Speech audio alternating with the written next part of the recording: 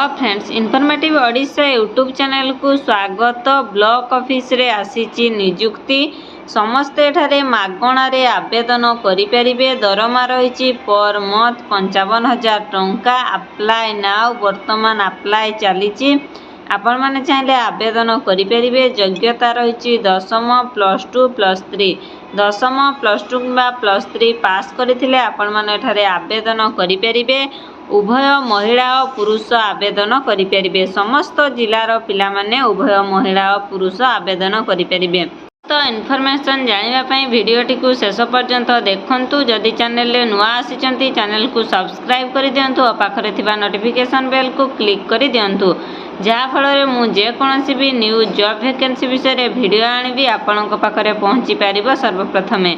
आसंतु आज जानिबा block office रे आसीथिबा नियुक्ति विषय रे। देखंतु Odisha block office post recruitment 2024 block office रे आपण मानकर रिक्रूटमेंट बाहरी जी। ब्लॉक ऑफिस 2024 रे रिक्रूटमेंट बाहरी जी। सैलरी रहिबो आपण मानकर 55,000 per month. Full government job in Odisha 2024 मसिया रे ओडिशा रे ये ब्लॉक लेवल पोस्ट रही।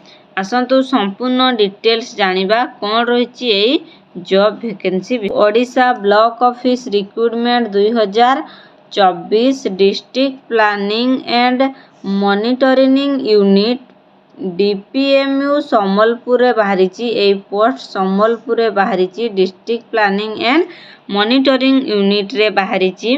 ताहले प्रत्येक डिस्ट्रिक्ट रो जॉब वैकेंसी बाहरुची। मु सबु डिस्ट्रिक्ट रो जॉब वैकेंसी किछि ना किछि जॉब वैकेंसी नै प्रत्येक दिन वीडियो अपलोड करूची। जदि आपण माने से सब को देखिबा को चाहुचंती ताहले चैनल को सब्सक्राइब करि दियंतु और पाखरे थिबा नोटिफिकेशन बेल को क्लिक करि दियंतु, जहा फल रे मु जेउ भी डिस्ट्रिक्ट विषय रे जॉब आनिबी आपण मानक पाखरे पहुंची पारिबो सर्वप्रथमे। मु देखंतु आज सम्बलपुर डिस्ट्रिक्ट पई आसीथिबा जॉब वैकेंसी विषय रे कहिबी। ताले आपण मानकर मध्ये को डिस्ट्रिक्ट मते कमेंट करी जणांतु। मु निहाती आपणक डिस्ट्रिक्ट रो जॉब आसिले मु निश्चित जणैबी। ताले ये देखंतु टाइप ऑफ जॉब होची contractual, category Odisha government job, name of the post aspirational block flu ABF रे पोस्ट बाहरी।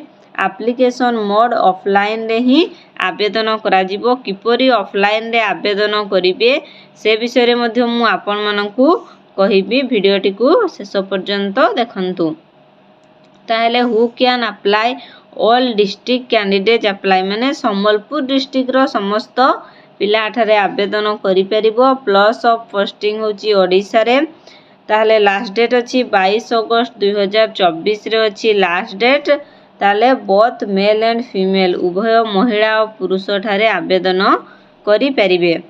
Odisha block office post recruitment 2024 रो एलिजिबिलिटी क्राइटेरिया कोन बा एजुकेशनल क्वालिफिकेशन कोन रहिबो से विषय रे आसंतु जानिबा। ताहले candidate must have completed post graduate degree in any discipline from the recognised university with basic computer knowledge.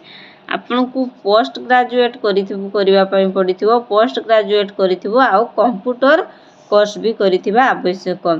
ताले एज लिमिट केते रहिची? मिनिमम एज रहिची 21 वर्ष, मैक्सिमम एज रहिची 32 वर्ष।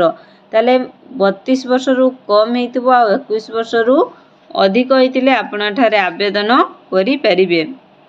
ताले सैलरी रहिची पर मंथ 55,000 टंका सैलरी रहिची।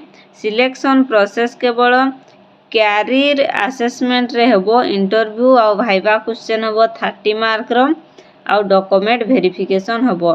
ताले एप्लिकेशन फी एठी कोनोसी ठारे भी एप्लिकेशन फी नाही। आपण माने पूरा फ्री रे आवेदन करि परिबे।